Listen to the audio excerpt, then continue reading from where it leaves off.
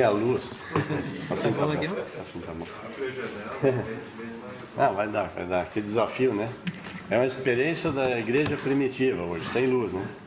Fiquei pensando, quando estávamos sentados aí, como era no tempo de Jesus, como era, ele pregava para multidões, 3, 4, 5 mil pessoas, sem o microfone, né? A luz de vela, eu sei que eles, à noite lá, né? E também, claro, durante o dia. E como era isso, né? Então hoje nós podemos ter essa experiência aí. Bom, eu não sei como vai ser, né? Vai ter um pouco de dificuldade para ler, mas faz uns dias aí, faz uns 2 meses mais ou menos, Deus falou, me deu uma palavra assim, né? Não, nada extraordinário, mas algo bem para o momento que a gente está vivendo, para nos desafiar, né? E há 2 semanas eu estou sentado ali, o Abel estava pregando assim, Deus falou, tu vai te mexer ou não vai, né? E aí eu só estou pronto, me enchi de coragem, né? Não precisaram me puxar a orelha para chegar até aqui. Nós vamos tentar, tá? Vamos ver aqui que... Outro desafio, né? Eu tenho, nesse tempo agora de pandemia, essa palavra tão interessante, né? A palavra nova, pandemia. Mas é um tempo que eu tenho assistido vídeos, provavelmente vocês também, de pregações, né? E o que eu tenho visto é que todas as pregações acima de 25 minutos, tu perde uma boa parte, né? Então com luz eu acho que a pregação tem que ser 25. Hoje que está escuro, por favor não durmo, né, mano? Vamos lá. Mas eu quero falar a diferença da pregação de Jesus e a pregação de Jonas. Tá? Nós vamos falar um pouquinho e depois nós vamos tentar juntar tudo. Abra comigo em Mateus 12. Mateus 12, 38.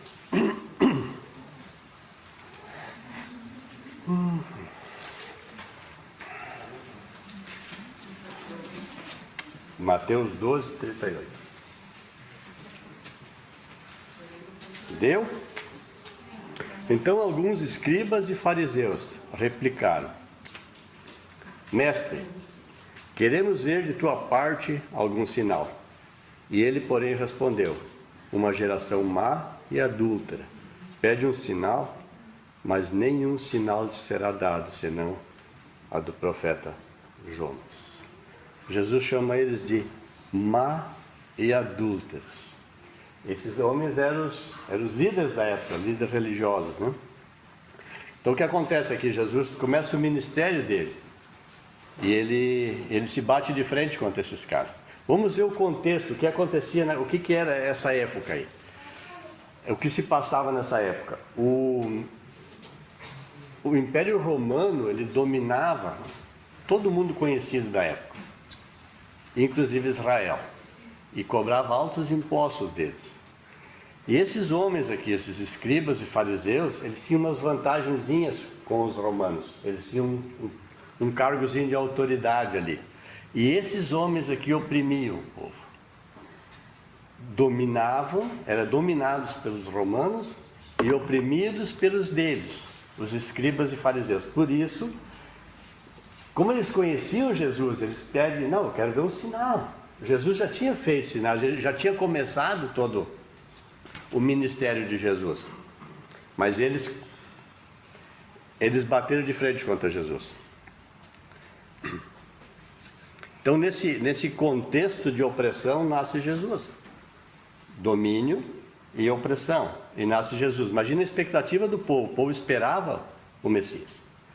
Há anos, sempre souberam que um dia viria o Salvador. E agora nasce Jesus ali. E é interessante que a palavra não fala muito sobre Jesus, até o ministério dele.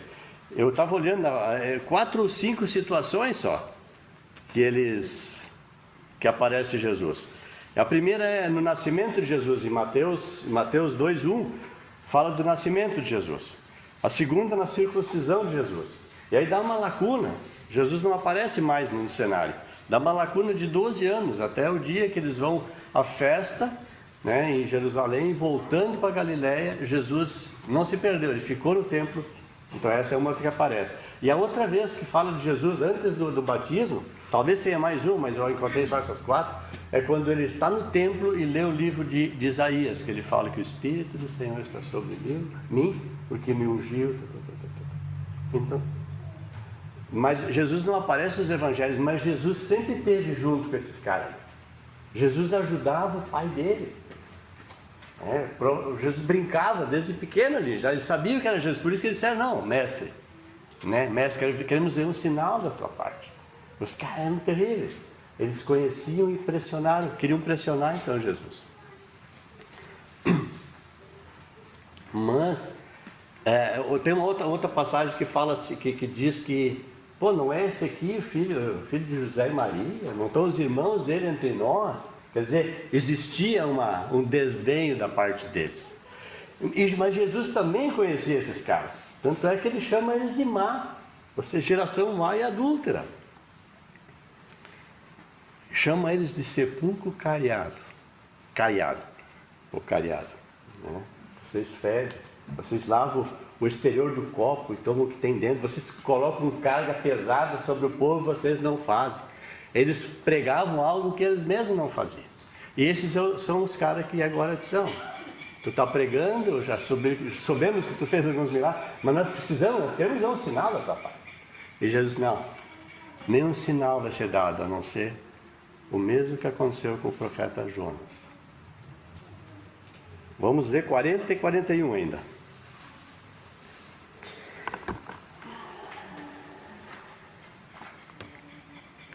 Porque assim como esteve Jonas 3 dias e 3 noites no ventre do grande peixe, assim o Filho do Homem estará 3 dias e 3 noites no coração da terra.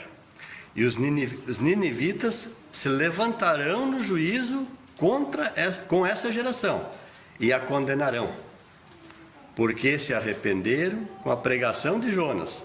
E aí Jesus fala uma coisa muito interessante. Mas eis aqui quem é maior que Jonas. Só vocês sabem, vocês vão ver só esse sinal da minha parte. Mas os ninivitas vão se levantar junto o dia do juízo lá.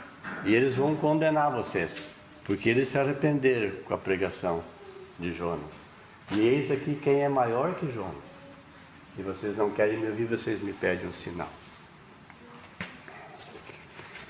Diz assim, assim como Jonas, 3 dias e 3 noites, ninivitas se arrependeram. Eis aqui quem é maior que Jonas. Vamos ver um pouquinho sobre Jonas também agora, para nós comparar. Abre comigo em Jonas 1. Vou tentar fazer um breve relato sobre, para depois nós chegar no finalmente, antes que alguém desiste. Jonas 1, 1 e 2. Todo mundo achou?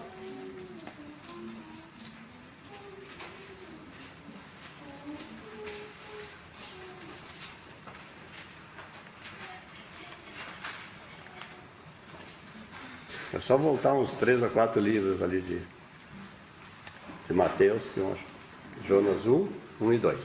Veio a palavra do Senhor a Jonas, filho de Amitai, dizendo: Dispõe-te, vai à grande cidade Nínive e clama contra ela, porque a sua malícia subiu até mim. Interessante que Jonas também não aparece no contexto aqui, se nós formos ver, não falava de Jonas. Né? Assim, talvez como Jesus apareceu pouco lá, mas Jonas era um profeta aqui.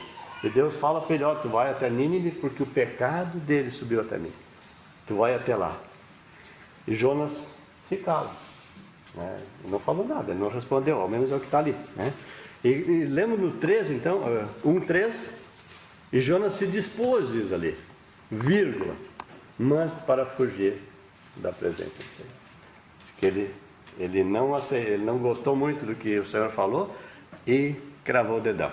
Né? Diz que ele desceu até Jope e queria ir para Tarsis. Aí pegou um navio lá, pagou a passagem e vazou para lá, querendo fugir da presença de Deus. Deus tinha dado uma ordem para ele. E depois continua do 4 até o 11, ali relata um pouco o que acontece. Eu tenho certeza que vocês já leram o livro de Jonas. Eu tenho certeza que vocês já ouviram várias pregações sobre o livro de Jonas. Eu vou só relatar as partes mais, para nós não dormir. Né? Então diz que ele pegou o navio e foi. Pagou a passagem e foi para trás para fugir de Deus. Mas logo começa uma tempestade. Começa aquele vento as ondas, começa a bater no barco, Jonas dá uma olhada, né? Imagina o homem velho ali, dá uma olhadinha, e diz que ele desce ao porão do navio e vai tirar uma palha. Achou uma cama, deitou tranquilamente. Mas o temporal continua, açoitava o barco, estava a ponto de virar já. E esses homens agora, esses marinheiros apavorados, começam a tirar a carga do navio. Olha o prejuízo desses homens. Começam a jogar tudo fora e nada. E cada vez com mais medo e cada vez a tempestade aumentando. Aí um deles dá uma olhada, conta os homens e diz, mas está faltando alguém, né? Diz que o mestre do navio foi lá procurar Jonas. Tá, mas o que é isso que tu está fazendo? A outra coisa também que esses homens fizeram enquanto que eles jogavam a carga, se cada um clamava a seu Deus. Porque provavelmente eram vários povos ali, reunidos ali, 3, 4, 5, 10 talvez, com deuses diferentes. Cada um clamava, mas ninguém, o Deus deles não socorreu eles. E eles foram até Jonas, um deles foi. O que é isso que tu está fazendo, cara? Nós estamos virando, vamos morrer. E tu está aí, levanta, vem lá e clama também a teu Deus. E diz que foi isso que fizeram. Ele subiu também, e aí eles lançaram sorte, que era uma prática bem comum da época, né? Era com pedra, depois pai, e por azar caiu sobre Jonas, né? Então agora, o que houve? Por que está acontecendo isso conosco? Tu tem que nos declarar. Não era o dia de Jonas, né? Vamos ver 1:8 ali. Então lhe disse, Jonas disse para eles, ó. Não, o cara pergunta para Jonas, né? Declara-nos agora por causa de quem nos sobreveio este mal. Ele pergunta, que ocupação é tua? De onde vens? Qual é a tua terra? E de que povo tu és? Porque está acontecendo isso conosco. E Jonas calmamente assim, olha, eu sou hebreu. E olha o que ele diz ali no próximo versículo, no versículo 9. Eu temo a Deus vivo.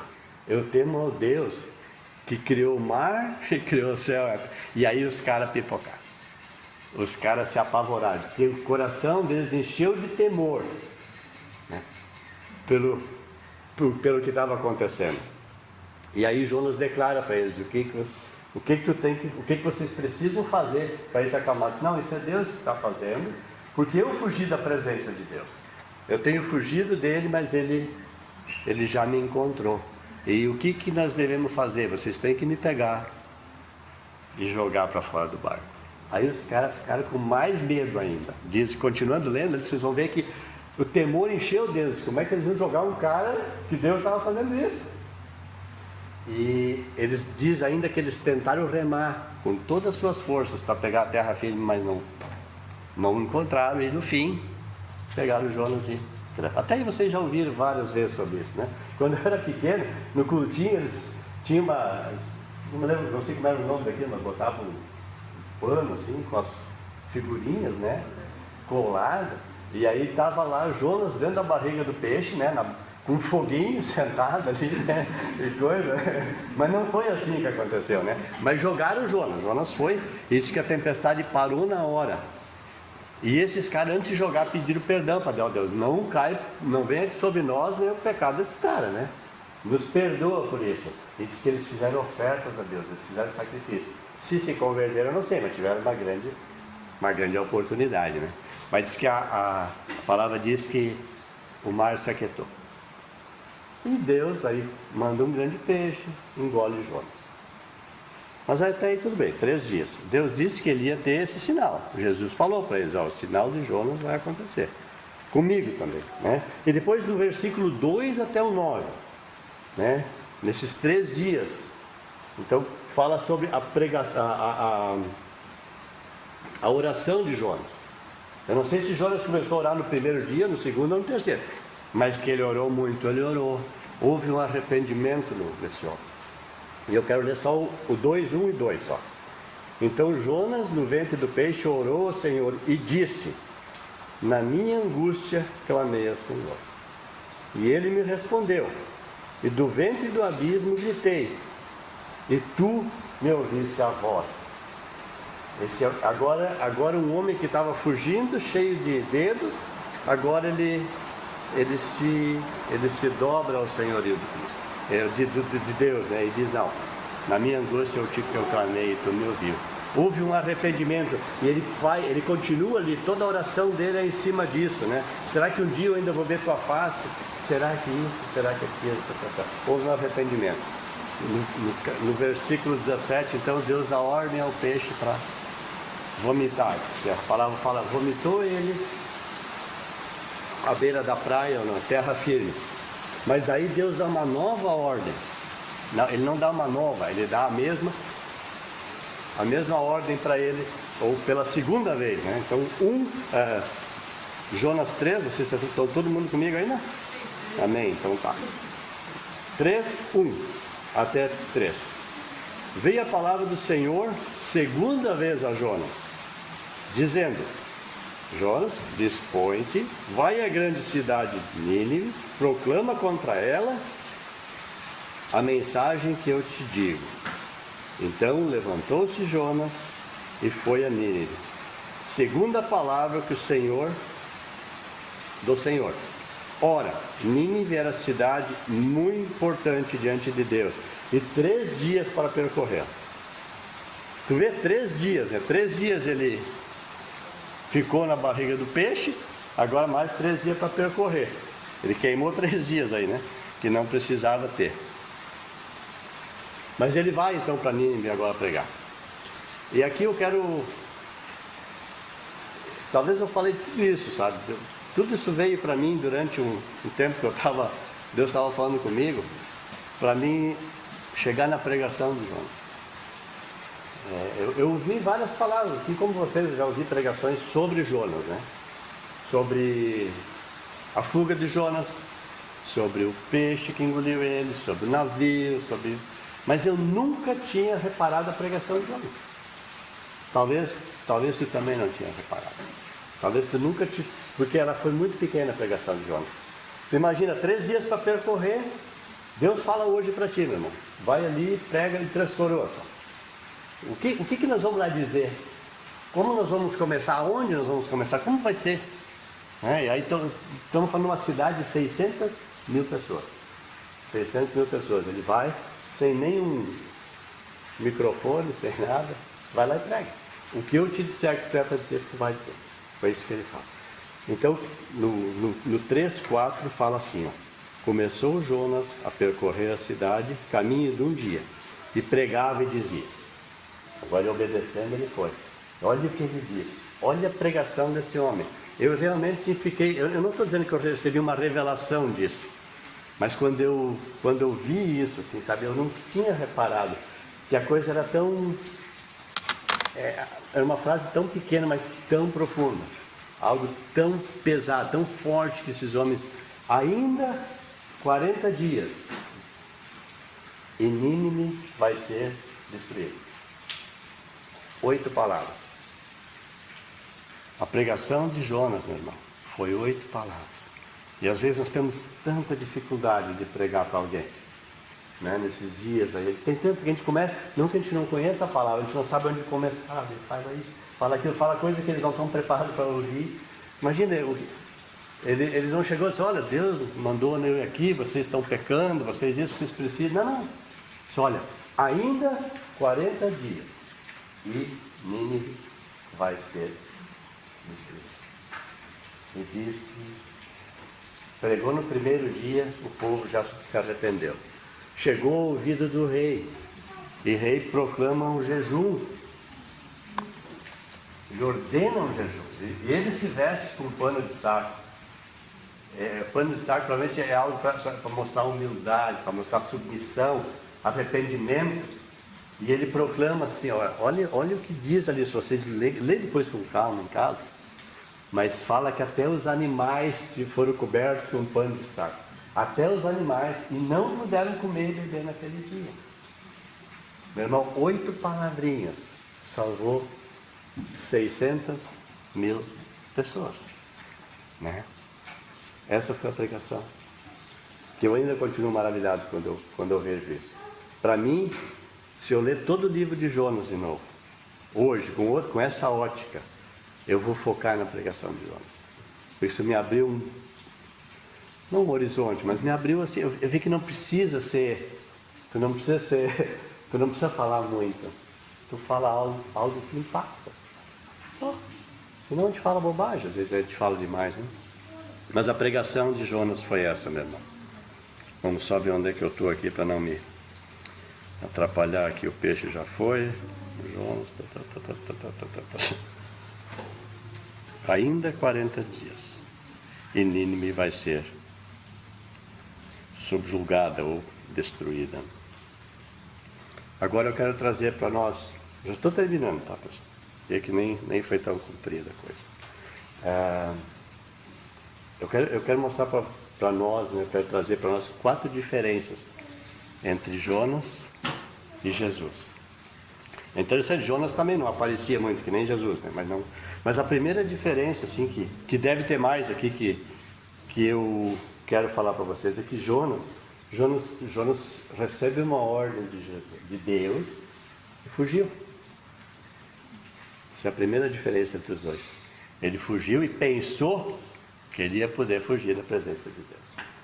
E quando nós vamos olhar para Jesus lá na eternidade, juntamente com o Pai, ele decidiu que ele iria vir, ia morrer na cruz, ele ia pegar o reino, ia morrer na cruz, ia ressuscitar para pagar o preço pelo nosso pecado. E ele não desistiu disso. Ele foi até o fim. E todo o tempo Deus estava no controle disso. A primeira diferença entre Jesus e Jonas é que Jonas foge, Jesus não. A segunda diferença, não muito mais, não sei o que eu ia dizer, tudo bem. A segunda diferença é essa. Jonas passa 3 dias no ventre do peixe. 3 dias ele passa lá e Jonas precisou se arrepender. É uma bela diferença contra Jesus. Jesus compara eles, vocês vão ver, o sinal que vocês vão ver vai ser esse, mas existiam as diferenças ali. Jonas passa 3 dias, ele precisou se arrepender, porque assim como nós, ele era pecado. E quando nós formos olhar agora para Jesus passa 3 dias na morte. Né? Podemos dizer que Jonas também estava morto, ele não via luz, ele não via nada, ele estava lá dentro, né? Ele não sabia nem o que ia acontecer com ele. Né? Ele não morreu fisicamente, mas espiritualmente ele nasceu de novo, esse cara. E Jesus agora, ele assume a cruz, ele morre, e a palavra também não fala onde ele estava, né?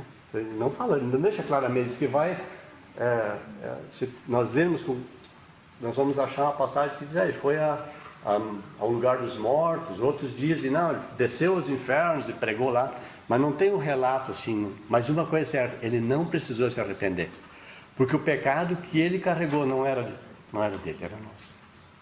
Essa é uma grande diferença entre os dois. E ele ressuscita.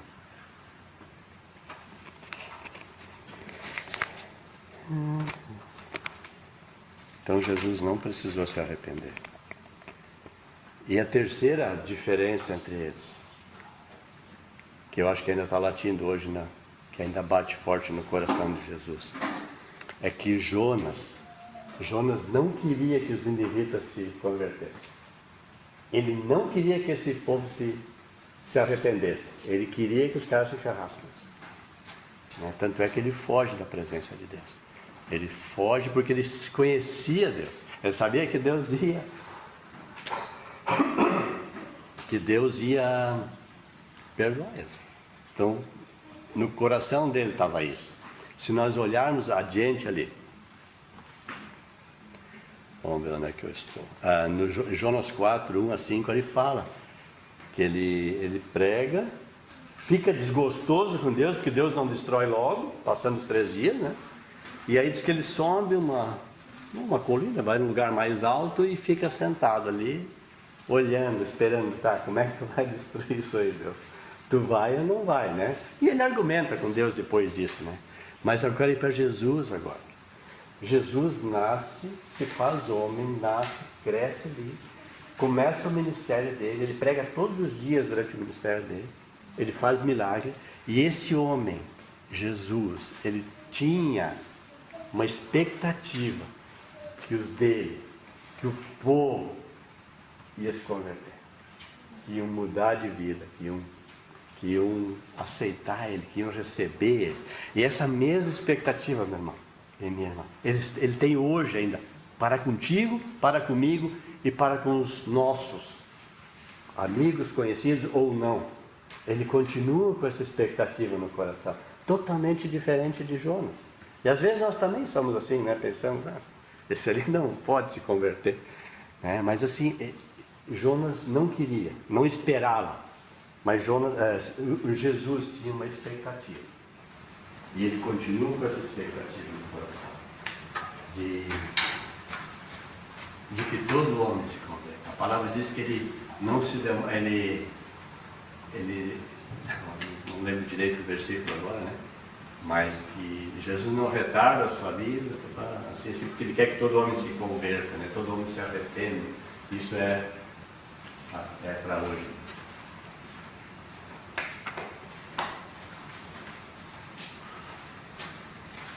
É diferente hoje muito, né?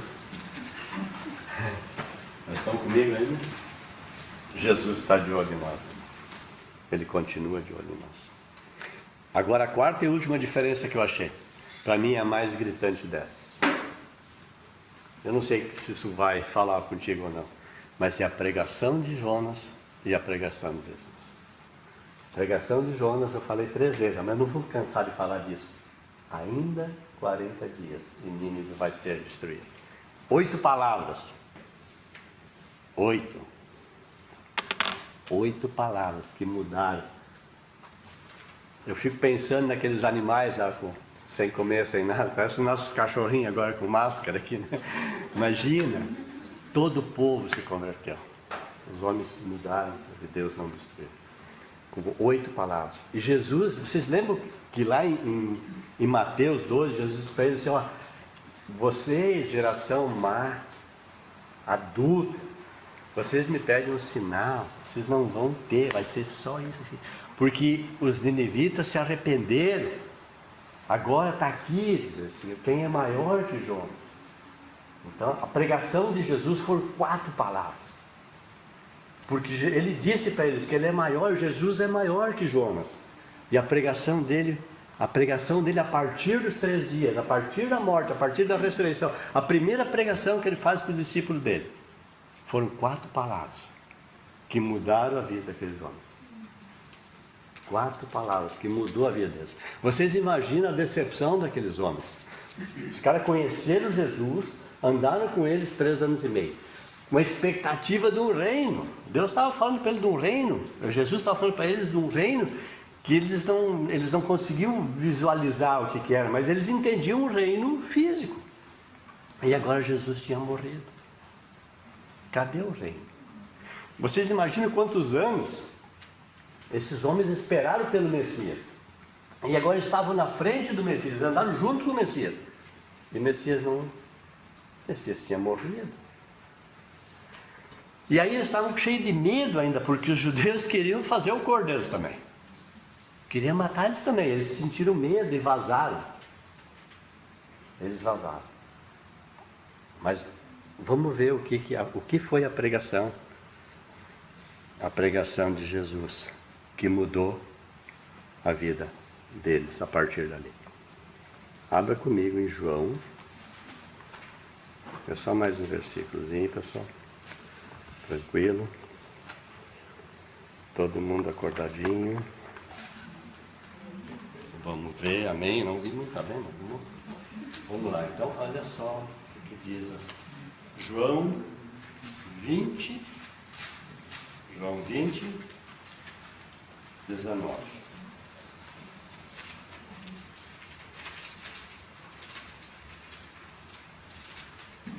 Ao cair da tarde, naquele dia, o primeiro dia da semana, trancadas as portas da casa, onde estavam os discípulos, com medo dos judeus, veio Jesus e pôs-se no meio deles e disse: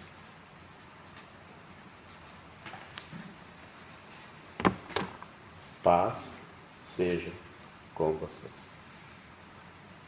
E isso mudou a vida desses homens. A pregação de Jesus, a primeira pregação dele a partir da ressurreição foi essa: Paz seja com vocês. Meu irmão, minha irmã, nós vivemos dias de dúvida, de medo, de incertezas. Cada um com a sua, né? Cada um na sua área, uns mais, outros menos. Mas nós, como igreja, vivemos assim. O mundo vive assim. E o que Jesus nos fala nisso tudo? Paz seja com vocês. No meio da dúvida, meu irmão. Será que eu vou ter emprego amanhã? Talvez tu está assim hoje. Será que eu vou ter emprego amanhã? Será que eu vou ter como pagar minhas contas? Será que a minha empresa, o meu negócio vai andar ou vai quebrar? Eu quero te dizer, se tu está assim, apavorado, paz seja contigo. Talvez tu está com medo de morrer, né?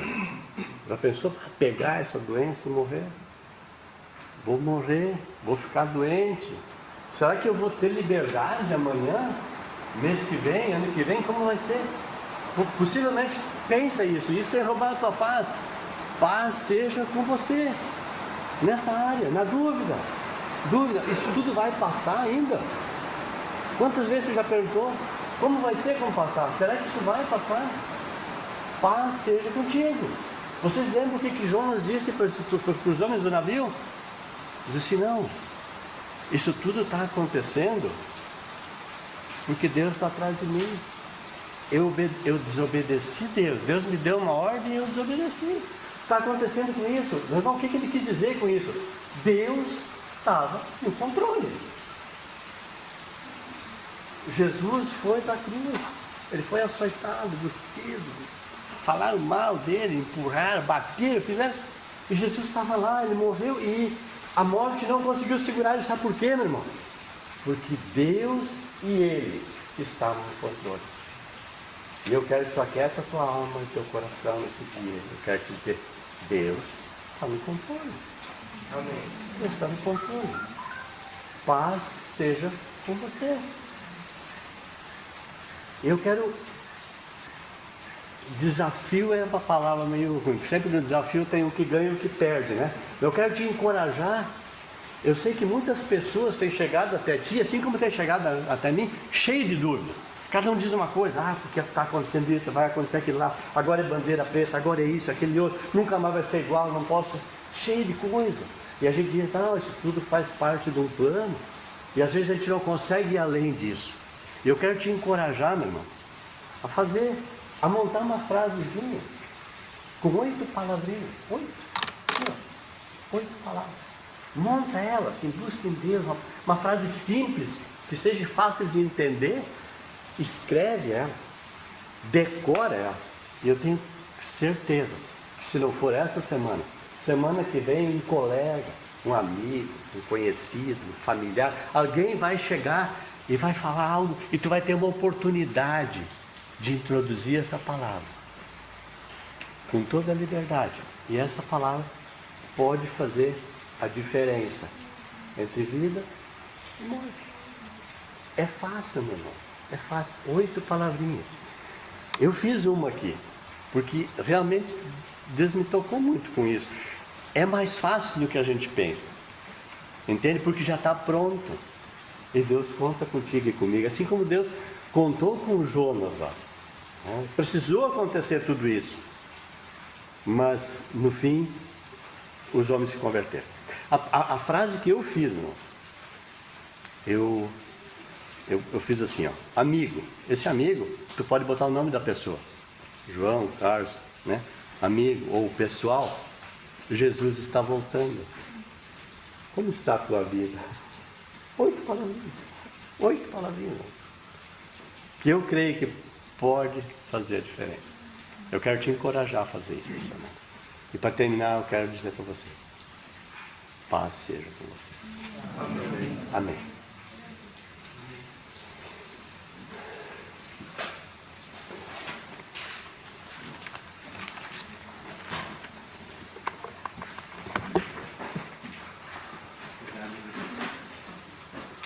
Chamou a atenção ali no capítulo 4 também.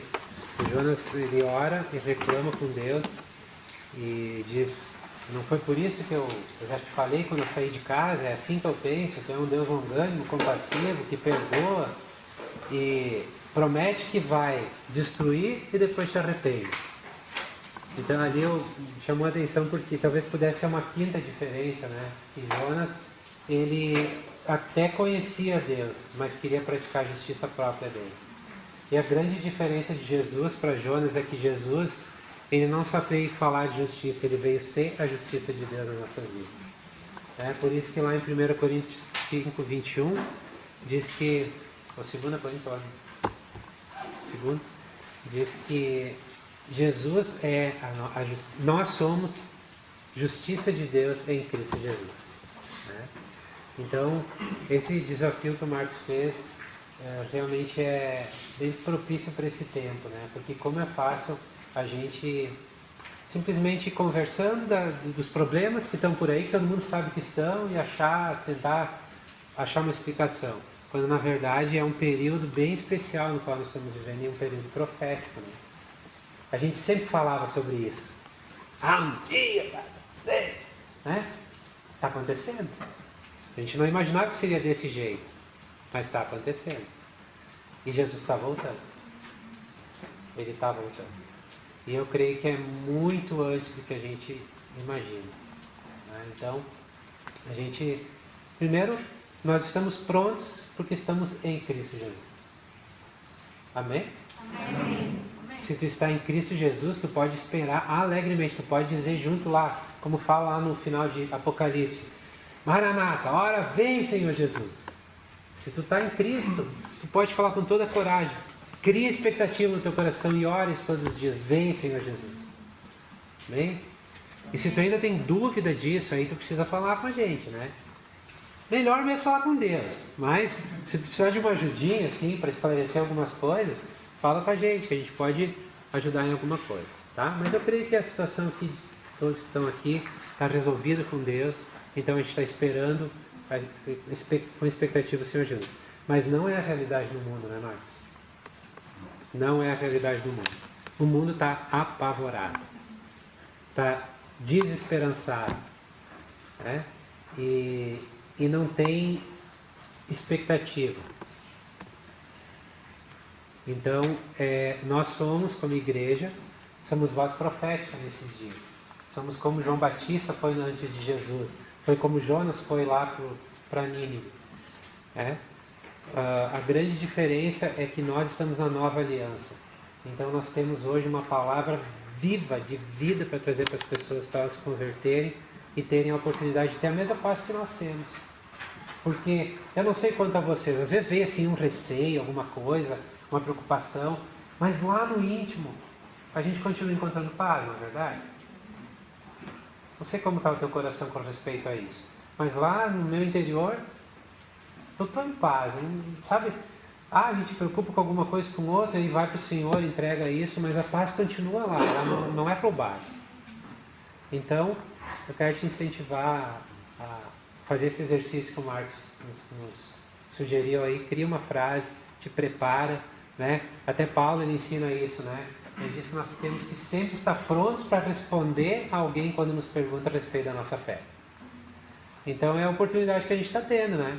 As pessoas podem não perguntar a respeito da nossa fé, mas muitos possivelmente vêm falar com nós porque vem alguma coisa diferente. E talvez esperem uma palavra diferente.